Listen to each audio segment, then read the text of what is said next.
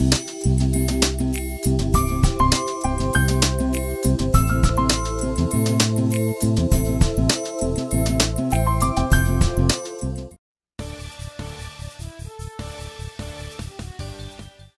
happy to be here. Although, Jerry, who do I see about getting a refund? I don't pay to do this.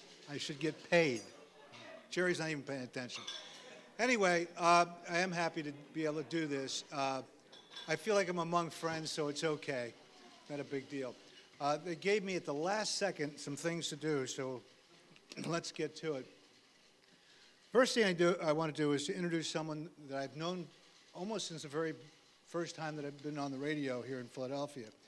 I worked at a station at that time was called High Skis Underground, WDAS-FM. And on the AM side, WDAS-AM was a man who is the epitome of coolness, and he still is. And if you listen to his jazz show in WRTI, you know what I'm talking about. The man knows more about jazz than anyone else on this planet. Bob Perkins, come on up, Bob.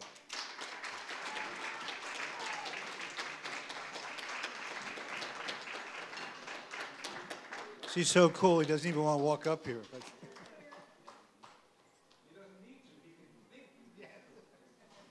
By the way, a lot of you people may know Bob as the evening jazz guy on WRTI, but I know Bob when I worked at WDAS. He was our news director, so he has many, many talents. In fact, one of his documentaries about the Supreme Court is on our website in the entirety. You can listen to it. Bob. Thank you,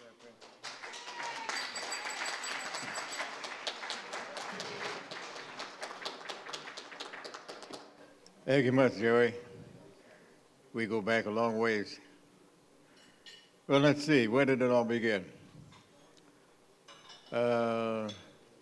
Native of South Philadelphia, and as many of you know, it's not pronounced South, it's pronounced South. South Philly. 1914 Garrett Street, Middle Street between Reed and Dickerson, just off of 19th. Last one of 5 children.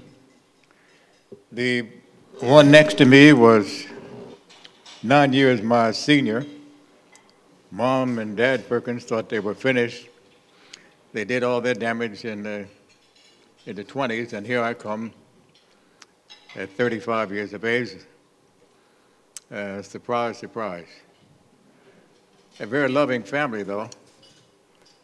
And as the youngest member of the family, I did a lot of listening to older heads. And maybe that held me in good stead down the line because I became an editorialist later on, and I used some of what I heard and made some things out of the words and phrases that I heard at the kitchen and dining room table at 1914 Garrett Street. There were voices following me around until I got into radio. Voices everywhere.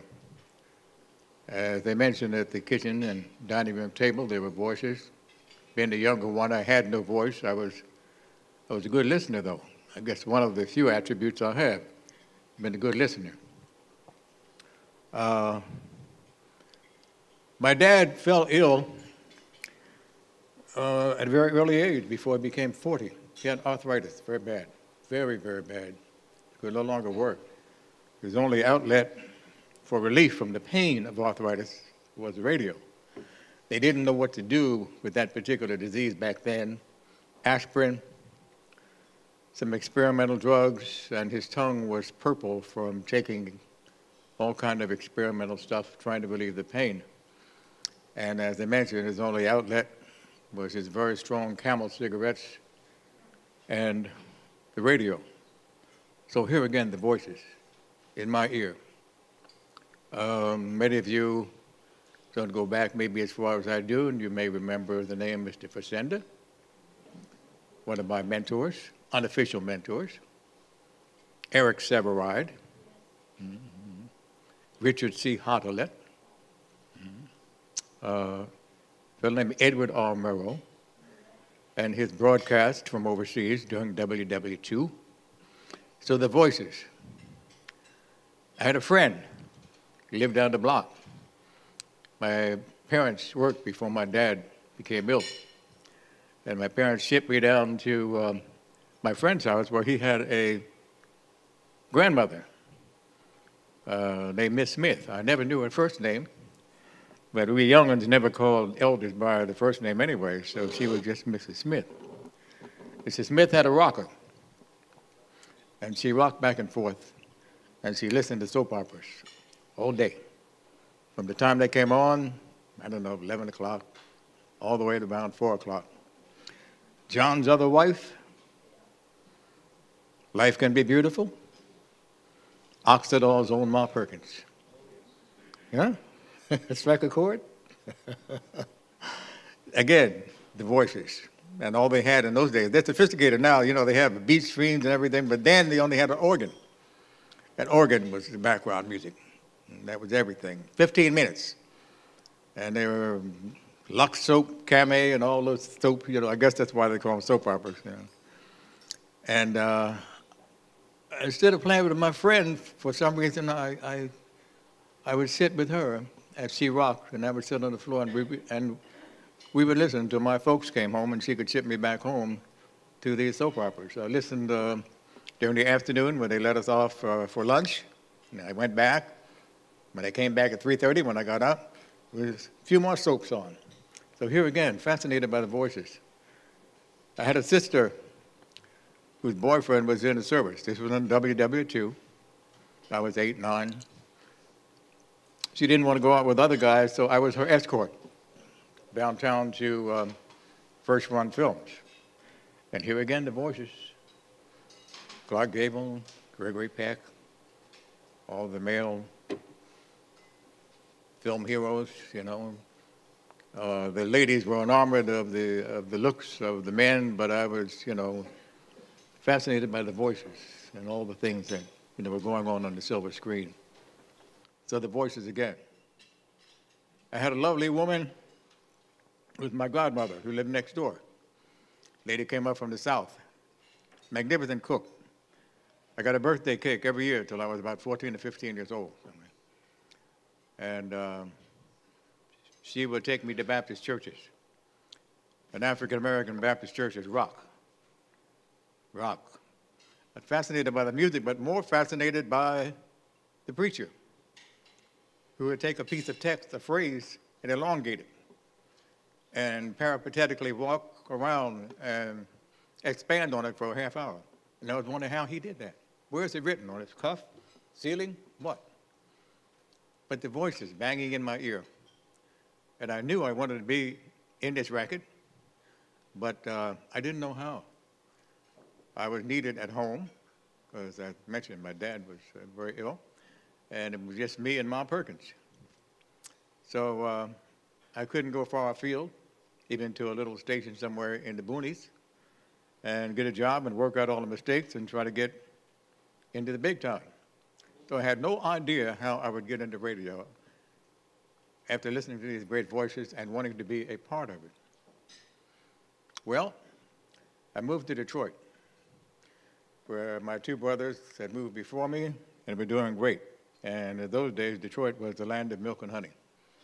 Blue-collar workers were living next to high professionals, doctors, lawyers, businessmen, and women. And I went into an insurance office, which is what I was doing in Philadelphia before I left, and I was hired the first day. I could have had 3 jobs in Detroit in 1 month. That's how wide open it was at that time. And as you know, what it is now, a shell of what it used to be. But it was magnificent back in the day. On the way out of the insurance office, after getting hired, and the guy told me I would start in about a week, I looked up and I saw a sign. It said WGPR FM. I said, well, maybe I can do 2 things at one time. Work down here in the daytime, and maybe they might have something for me upstairs at WGPR. Well, I went up there, and the place was so small, I met the general manager. And he said, I may need you. I'll pay you $1.25 an hour. If you don't want it, somebody else will take it. So I said, well, I got hired downstairs. He said, well, like I said, if you don't want it, somebody else will take it. So I walked downstairs and went around the block about 4 or 5 times thinking it over. went to the insurance office and quit a job I never had and took the job upstairs for $1.25 an hour. He said, I won't pay you overtime, but you can work as many hours as you can sit behind the console and turn these knobs. We had a bunch of remotes, and all I had to do was play the cartridges. We had cartridges in those days, and not say anything. Just bring in the personality and play the cartridge when the personality threw it back to me at the station. Well, we had 2 cartridge machines, and one day one of them broke after about a month and a half.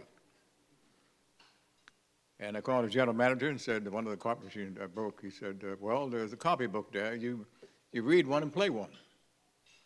So I read one and I played one. He liked it. Said, I didn't know you could talk, kid. From now on, play one and read one. Well, that's what I did. A couple months later, I had my own show. So thumbnail sketch of the life and times of Bob Perkins. This year, pretty good year for the old boy. 50 years in this racket. November 16th, 1964. I remember it like it was yesterday. And 81 years young, December 6th of this year. Not bad. Occupational hazard. If you occupy the planet long enough, you fall heir to one of these. But not bad for a kid my age. I want to thank all the people who mentored me unofficially. And there were many here in Philadelphia. As I mentioned, the great Facenda was one of them. Bill Hart, Alan Scott, plethora of names, you know. I had no idea in the world that I would be able to do what they do. Not as well, but doing what they do. On the radio. Little Bobby Perkins from 1914 Garrett Street. Been a dream. And I want to thank this fine organizations for installing me into their Broadcast Hall of Fame in 2003, I think, 23. To be enshrined with some magnificent names in broadcasting who mentored me unofficially, people I borrowed from and plagiarized until I got my own sea legs. So thank you, broadcast pioneers, and thank you, mentors, those who still trod the planet, and those who are no longer with us. Thank you all.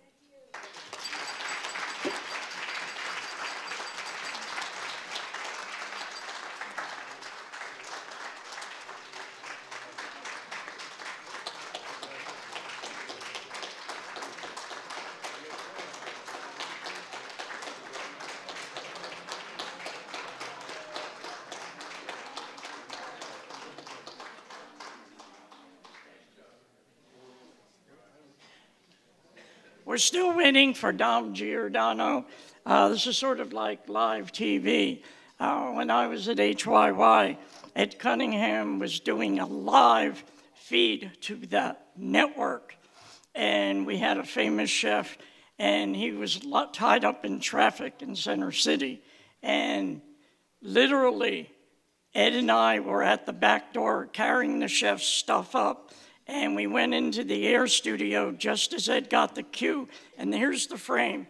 And Ed steps in it with a box of pans and says, oh, hi there. Of course, it looked like that's exactly how it was supposed to be. So it only matters what goes on, you know, what the viewer sees. We're waiting for Dom, so we're going to change things around. Here's T. All right, John Peterman, okay. Boy, I told him I'm winging it. Okay, we're supposed to skip over a whole bunch of stuff here and kind of reshuffle things, so we'll do that. And John Primorano is up next. Is you ready to roll? John, never mind. Never mind. John, sit down. You're being supplanted.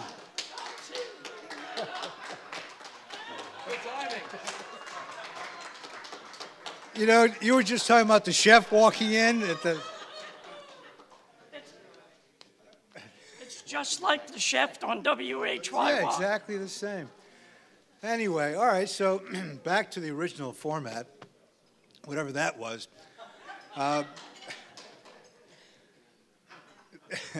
Here's a gentleman that also shares something with me. Both of us have been school teachers. And I think that's I remember talking to Cal Rugman about that many, many years ago, and he says all the best radio people were school teachers. And that seemed to be the case. Certainly in the case of Dom Giordano, who's on every day, WPHT, talking about whatever. So here he is. Thank you. Thanks very much. Thanks, everyone. It's great to see everyone. I think we did this just a couple of weeks ago with everyone that's in the room. And I told Jerry when he called and asked me about the Broadcast Pioneers Hall of Fame that this was just some of the people that I've witnessed over the years going in. It was just a tremendous honor. So I wanted to thank everyone. And there were particular people that night that went in with me that were very, very good. And I just am amazed each and every time that I talk with Jerry mainly about this area, the history, the people that have come before us, some of the people in the room, and just the preservation of this. I don't think it happens. I asked several people in the business. It doesn't happen in other places. You're not going to see this in Phoenix or one of these places that doesn't have characters, history, and institutional memory. And that's what I try to bring to talk radio, institutional memory, that I'm not some guy that doesn't know where Passyunk Avenue is or doesn't know any frame of reference. And it amazes people how often when you bring that to talk radio, how meaningful it makes for whatever they're involved in. We just came up with our biggest event of the year, the Feast of the Seven Fishes, on Monday night. I don't know if anyone was here. Jerry was kind enough to publicize that with the group, and I thank him for that. And I tell you that when you come to an event like this, it makes you feel very good. I started, of course, talk radio at WWDB. Dan Sullivan was the general sales manager, almost a legendary guy, he and Chuck Schwartz. And when I broke in, it was Dominic Quinn, Irv Homer, Susan Bray, people like that. I still feel coming up here, I've been to so many events here, I could still hear Dominic Quinn loved me, wanted me to succeed. I touched the mic the first day that I was there, though, when he let me come on the air with him on Morning Drive, and it was like, oh my God, he turned into something else around that. And in talking with these guys, I never thought we'd arrive at an event like we had the other night, the Feast of the Seven Fishes. Just the class of the place. If you've been to V, you know what I mean. The guests that we had, the way it was formatted, et cetera. Not that we didn't do big things at WWDB. We did an annual health event that brought 60,000 people in there over the course of a weekend, 30 on each Saturday and Sunday. You had Irv Homer with a latex glove on because of a germ phobia, allegedly. It was another Irv story. My most meaningful memory, though, what talk radio was about was the business side of it. The year they took the doors off the Valley Forge Convention Center to bring in extra cars as a sponsor. And literally, as the event's going on, they're taking the doors off to bring more booths in and more sponsors in. That was my grounding in it, and it's morphed into something now where we do get the biggest people in the country on. I had Rand Paul on yesterday, people like that, in the middle of the Jeb Bush thing. Of course, when I was introduced, people said we talk about anything that's in the news. Do you think there was a more moronic move, just asking for people in the business communicators, than Governor Christie high-fiving Jerry Jones in the middle of the most meaningful game of the year? This wasn't a regular season type of thing. This was life and death, where the Eagles are now at this point in time. And Sunday Night Football. It was a rather amazing thing. And I mention that because this is the type of thing that I do talk about for this reason. These national figures, and some people in the room, Jerry's had me do stuff before with some of the people like Dick Sheeran, I remember, and others. It used to be these presidential figures would come through Philadelphia. Several people talked about Dick Nixon sitting there with them, alone, you know, just doing an interview with him. Wasn't president yet, but he was running. He was the nominee. That doesn't happen anymore. And when these people screw up like Christie did the other night, I'm always looking for tells. I'm looking to see what this person's really about. What does it tell us about them? So under the stress of a campaign, I'm a guy who thinks campaigns are too short. I know that's weird. I want to see them under more pressure, more campaigning, because what happens is, at a certain point, something is revealed about the person. And you can think of any one of these guys over a long enough period of time, something comes out, and then we judge how big of a flaw is that? How difficult is it to imagine that person is present? I can't imagine with Christy the other night, people have been inundating me, get off it already. It's just a football game. What are you guys nuts? It's not about that. Jerry Jones, come on. And I don't think he's shrewd enough to say, well, this is going to help me in Texas. Republicans win Texas anyhow. It's not going to help you in the primary. The Cowboys are not going to say, wow, let's take another look at this Christie guy. So it has been a year like that, and we're just getting ready for another big year coming our way. Jerry also asked me to talk, and I don't know if I can talk as cogently as some of the people in the room about working over the holidays. I just think it's paying your dues, and sadly, too many people today that I see across the board don't get it. We don't work on Christmas anymore. They do best ofs, but when I broke in, I did Christmas Eve many years on an overnight show. And the type of Christmas Eve caller that you get on an overnight show is usually somebody with not a lot going on in the world for them. So they need you. You're there. It's that type of thing. But I still work most holidays. And a contemporary of mine, Dennis Prager, who's a nationally syndicated host, he works all holidays as a way of showing honor to the audience. I haven't quite gone there for that. But working the holidays is not so much a chore. I am still in the camp that says during these next couple weeks, dead time for talk radio. You can't tell the audience, hey, go away for 2 weeks because I want to be on vacation, and then come back on January 5th.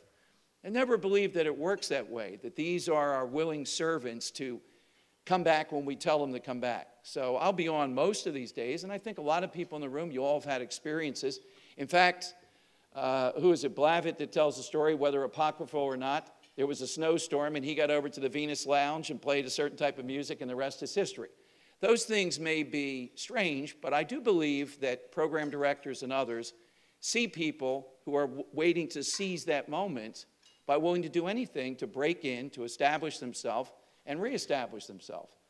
And I don't understand why that is such a difficult concept, frankly, but apparently more and more of it becomes. And when we started seeing best ofs, I remember Don Imus, I was driving somewhere, and he was running a best of. It was like November, and he was running a best of talking with Joe Buck about the World Series. I don't find that to be compelling radio. You know, put in somebody else, or do your own show, or come up with something that is a special type of thing for that day. And that's the recommendation of what we usually try to do over the holidays, special programming, something that you don't get any other time of the year. But other than that, it's pretty flawed. Anybody have any questions or any things that you're talking to a Hall of Fame member now, and you have to have that sewn in the jacket. Truly, though, getting to know Jerry, getting to know the group, Pat, has been very, very nice to me, too. And any number of times I come here. Is Michael Nice here today? Of course he is. All right, I didn't see him over there. Yeah, there you go. Guys like this have been so helpful to me. You know my greatest claim to fame, I think I've said it here in some way on my resume, that I was on Dancing on Air trying to convince kids to read and throwing gum to them, thanks to Michael Nice. Right down here at the old Channel 17 building. That's one of the things I broke. I don't know if Kelly Ripa was there that day or not. I should have had her, and the rest would have been history to do that with. But it was a guy, one of your featured dancers with giant sunglasses on, that I'm talking to about what does he read. I think he said Hamlet at one point, or I want to believe that. I wish I had the tape of that. It kept that moment. And the next time I met you, we were in a basement somewhere, and High Lit came in. And I was just sort of on the edges of the business, et cetera, thinking, wow, this is a pretty fascinating world. This and pro wrestling have a lot in common. And then when I broke into DB and lost my voice for the first time, Tom Marr, who was a veteran, says, well, we may have to inject you and give you steroids. That's the way to break this. And I'm thinking, wait a minute. There's got to be some standard here. You can't be injecting. You know, I learned about your voice and the whole thing and how it can go. You're not sick. You just lost your voice. And what to do if you're on the air. Well, that happened a couple of times. So thanks, Michael, for that. That was a great moment. Yes? I just want to tell you, I am so proud of you. And when I brag about the show and I say Kelly Ripa, you come first, then Kelly second. Oh, well, thank you very much. Thanks for saying that. That's amazing because she is a superstar. I mean, it is amazing how many people got their start there. Yes? Hi, Don. Is there one experience or person of interest that you just will never forget or that left such an impression on you? A person I've interviewed. Either a person that you've interviewed or an experience? Yes. One that I remember, I got into a little bit of trouble. I still thought it was valuable. We got a line on a drug dealer on the main line that was willing to come in and be interviewed because he had done a paper thing. That was pretty, you know, he wasn't a drug dealer in the sense of the ordinary type of thing, but I remember that. And just the other day, we're replaying this interview because it was so wild. Somehow or another, the dean of students over at Kensington Allied Arts and whatever they call it, thought he was on a news station. I didn't tell him that, the producer must have. And in a minute of it, he said, "You're giving me opinions. You sound like a conservative." And he went off and just hung up right in the middle of it. But some of the best interview along the lines that you're talking about, and I often tell people, what are these people like? I have two examples I can give you that are pretty wild.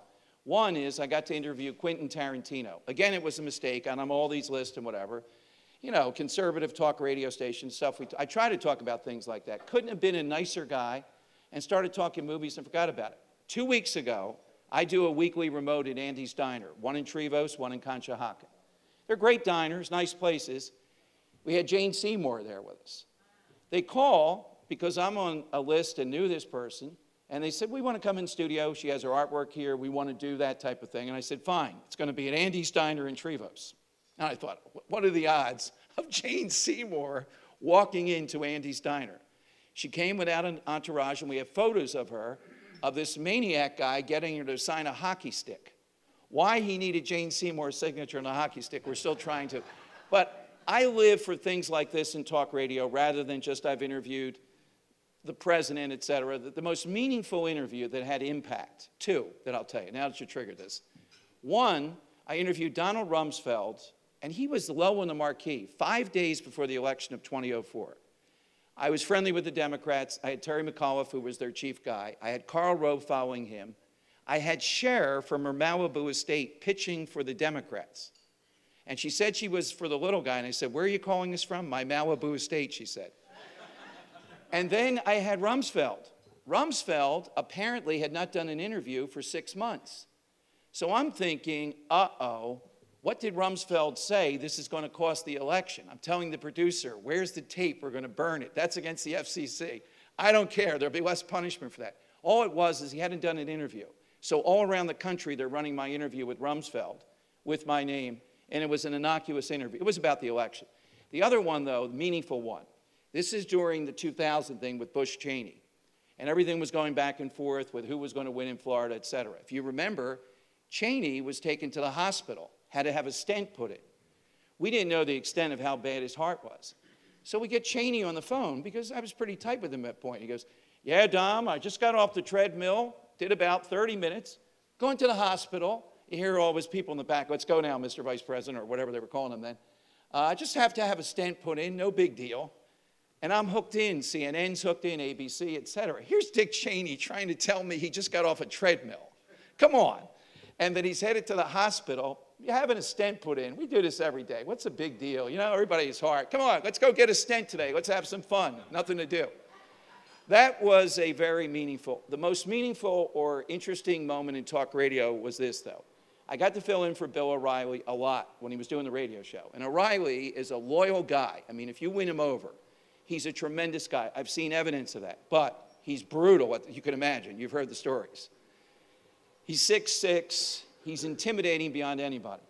So I'm filling in for him. There's a controversy because O'Reilly and Dr. Laura are going against the USO. They think the USO is not getting the top flight entertainers to go with them anymore, and he wants to attack those entertainers for not going. I'm sitting with the guy, his name is Tabikoff, who's all things O'Reilly. He's on O'Reilly's level. He's just as severe and threatening as O'Reilly. He says, "That's O'Reilly on the line. I don't want you to let him talk about the USO." On his own show, Bill O'Reilly. Meanwhile, before we put O'Reilly up, Dr. Laura calls in, who I know through a lot of ways, and we're trying to verify it's Dr. Laura, and she's attacking the USO. So I put O'Reilly and her on together. And it was my job to stop them from slandering these other people while not get kicked out of being the Bill O'Reilly sub. That was after 20 years of doing this. After that, you could come in now and you could say, "Here's a break." I wouldn't sweat at all. When you have Bill O'Reilly on his own show and you have to stop him, everything else is pretty easy. That's the way I look at it. But that was a great question. Thank you. By the way, the two interviews left I'm working on the Pope, and I'm working on my Spanish when he comes here. I already put in the other night with the bishops and the archbishops. I said, the guy's going to be that busy? He can't talk for 5 minutes while he's here. He's going to be blessing everything. Come on. Give us a break. And the other is Netanyahu. So I have both of the world's religions set with that. And when the Pope comes here, based upon when we had the Archbishop and the others on the other night, but they told us off air, it's going to be very intense. This is a one-of-a-kind guy. This isn't the ordinary Pope. So somebody else had a comment or a question, I think. Yes? Yeah, without attempting to be politically correct. Yes. I wonder if you could answer this one. There are literally thousands of public relations people, blacks, Right. in the city and environs. You or your producer must be inundated by people who Right. get thousands of dollars a month to get their people Right. on your show. What's your experience with them, and how do you handle the fleas? That's a great question. I usually, in the era of emailing and everything else, if they get a sense, if they have a sense of what the show's about, start to know me, we take it easy and we have one person on, or we like them and we tell them they like them, I'm fine with them pressing the issue. Those that tell you, we have an author who's a veterinarian coming to town, I'm sure that'd be great for your audience. It just doesn't happen. So I'm fine with people that are aggressive in the sense of reminding you when they have something and they don't go away, nor I don't hold it against them. But those that are just pitching stuff that obviously they're not listening to us and getting a sense of this. And here I'll tell you, though, the faux pas in all this for me, this guy we had the other night at the Feast of the Seven Fishes, his name is Richard Weinstein. He's just an investment guy out of his home office. He's the one that watched those tapes of Jonathan Gruber, who blew the whistle on what he was doing with Obamacare. He told me that his neighbor sent me the material like 6 months ago. Why didn't I act on it? So I have been vigilantly going back through every email to make sure I don't, I mean, imagine, this was gold. This is a national story that was sent to me by the neighbor who's a listener, and somehow or another, I missed it. So I more take that course. I don't want to miss something than get the hell out of here. And particularly if you get to know them and they're struggling, they're coming up and they're reasonable, then we're looking to help them versus those that are just constantly pitching something inappropriate. That's the only ones I shut down. Yeah. Don, how many years have you been doing the Fishes dinner? And Okay. how did Catfish come out? Yes, this is the 6th year of the Feast of the Seven Fishes. Catfish came out because Alan West wanted to have, he said he's a country boy. He doesn't know about Calamad and all this other stuff. So he said the other night when I was interviewing him on stage, this will be the Feast of 8 Fishes. I told him he was wrong. It's the Feast of 9 Fishes if you were there, because gefilte fish is the 8th fish. We are, yes, we're ecumenical. We don't care what the faith is. We don't care what, if you're a paying customer here and you want to come to the Feast of the Seven Fishes, that's fine with me. And some of these fishes are kind of ghastly. I just like saying bacala. But, you know, it is, some of them are an acquired taste. Hey, Jerry, thank you very much. Thanks to everyone in the room that's been so helpful. I love coming here anytime that I can. Thank you, Jerry. Thanks very much.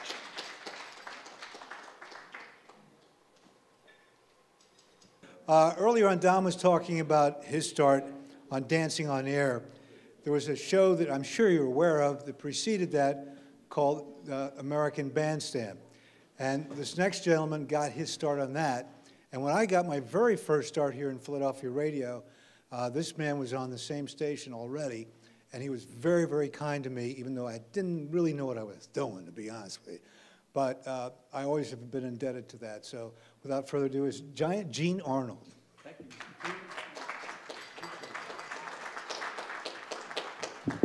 First, I want to wish all of you a very happy Hanukkah and a very Merry Christmas. Give yourself a hand to be sure that you're going to enjoy it. I think it's very important to mention the fact that when he said I was kind to him, when I first got on to Wibbage, a fellow named Joey Reynolds was on the air. He locked the door, kept me out of the studio until 1 minute before I was to go on. I never saw the pots, never saw the board, never saw the turntables, had no idea in the world of what to do. All I knew is that because of a lot of following from South Philly and other corners, my first song was going to be Down on the Corner, Creedence Clearwater Revival. And I got it on the air, and everything went fine after that. Jerry wanted me to talk a little bit about the various things I've done. When I first started, I was a rock and roll singer.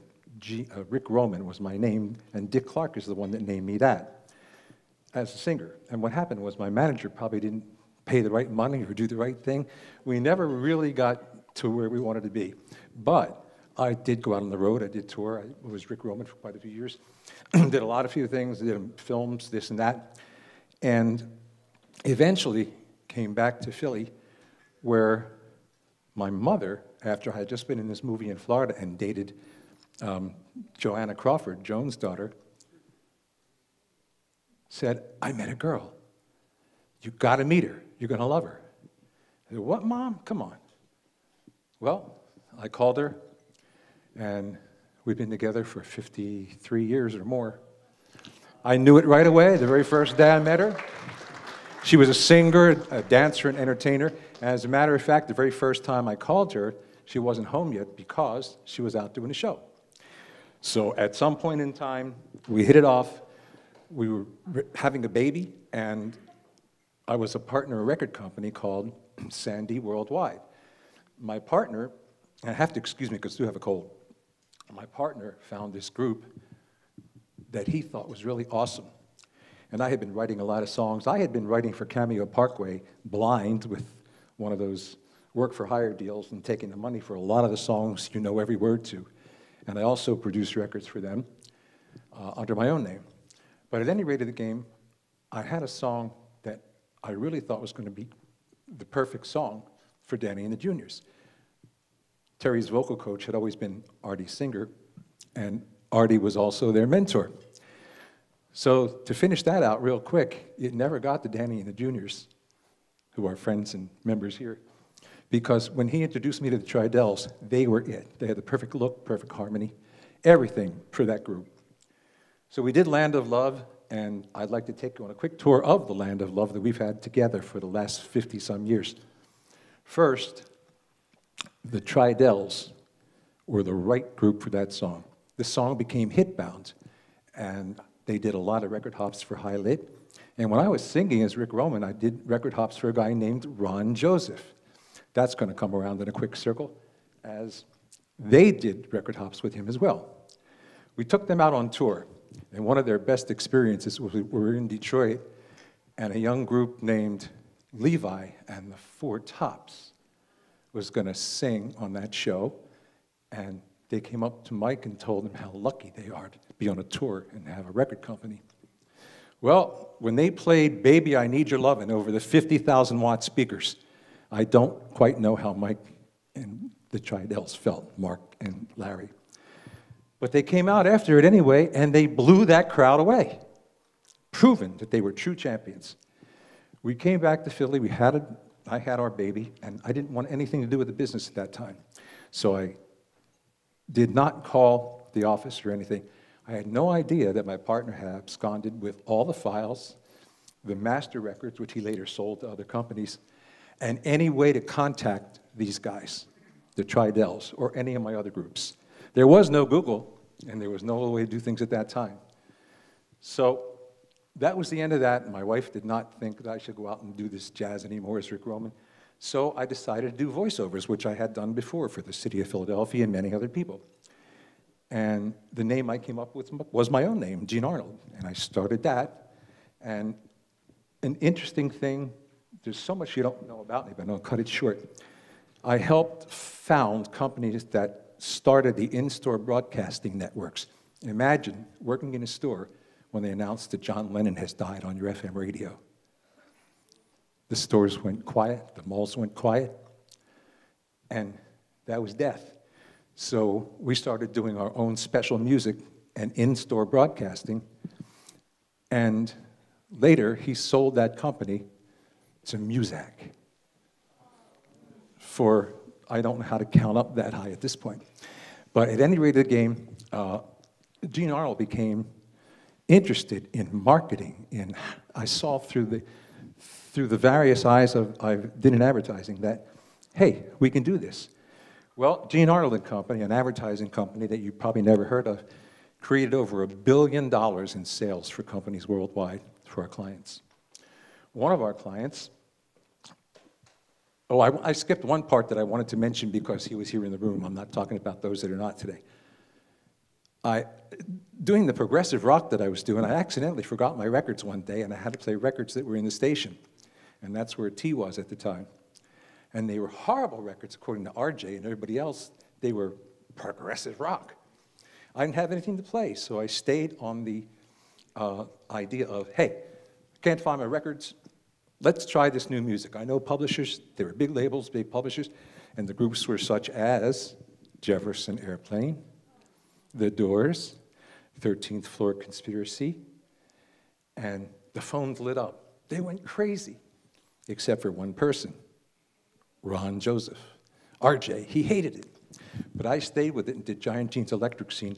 That took us very popularly to Pat and WCAM, which has been well written about, as Pat and I know, we always share. Pat never did have to come and rip me off the air. We've always been friends, and he's a wonderful gentleman. And at any rate, that's what Blavitt had written.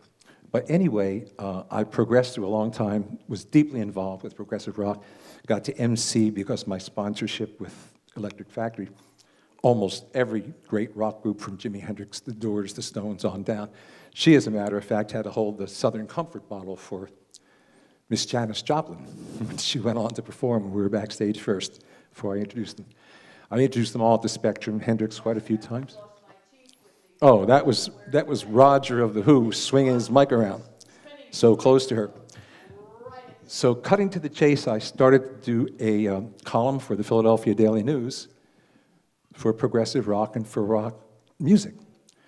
Another gentleman in the room had a newspaper at that time called Music Box. And I ended up writing music columns for that and picking columns. And his name, who I've known for, what, 6 weeks? 7 weeks. Mike Nice. So we had been together all that time. And I moved it on, and we got involved in so many things. I've been in movies and had our own TV show with RJ. Matter of fact, our show, RJ and Company, is still on the air somewhere in the world this second. Every second of the day, 24 hours a day. He's now on with WVLT, Cruising 92, with Disco. Now, through my involvement in the club, after I was on with Wibbage, and I had a talk show at WCAU. And I know that he's telling you about things that happened on the air. My guest was Pearl Bailey, and she virtually passed out on the air. And my news guy was Jack Jones. I had him come up and sit in, and we raced down to the Warwick Hotel, and we had to get her straightened out and then come back. Well, anybody who knows Arnold Stark? Not too familiar? The Cheesecake Man from Bookbinders. He ended up bringing me quite a few cheesecakes, and they really appreciated the fact that we were able to save Pearl Bailey. So that was interesting, but I had a lot of guests. I gave my musical guests the secret number, and I had them call in to CAU and say that they had an opinion about this, that, or the other. Then they said who they were. Shelley Berman was one of them, Stevie Wonder. I even let Stevie Wonder drive my car. I got fired from WCAU because I had a propane car that was one of their sponsors, Norristown Ford. It was run on liquid natural gas. And I emceed and put together the first Earth Day with groups that I had made friends with, such as from Philly, Elizabeth, and Redbone, a great rock group, and a few others. And I said, come back to the station afterwards in the parking lot and see this propane and gas car. Well, a lot of people did. The only people who didn't like it was CBS. You don't talk about liquid propane cars. All of our sponsors are Exxon and Mobil. So that was the end of that. I vowed from that day on to never get fired from a radio station again.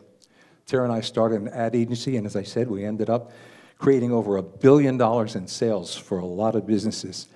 One of the things that we did was, we took 2 companies public to the New York Stock Exchange that were our clients. And we had one that had these Michael Jackson leather jackets. Jackson had a deal with Pepsi, and that was $1 million, so he'd be the only person that they would promote. I broke that for merry-go-rounds. We gave out leather jackets to the Sunshine Foundation and sick kids all over the world, and traveled with the tour. Our kids, and Terry took kids back to meet Michael. And we became a part of the Victory Tour, helping kids out with these coats for merry-go-round leather jackets, which is great. The end of that story is sort of this circle. It comes back to RJ. Ron Joseph said, you should join Broadcast Pioneers. Fine, we did. And one of the people that I met here said, aren't you Rick Roman? I said, I was. He said, well, I'm Mike at the Triadells. I was in heaven. I hadn't heard from them in all those years, and now finally we were together here. We had a reunion, we did quite a few things together, and of course, still together with RJ. There's a 50-year circle of love with people in this room.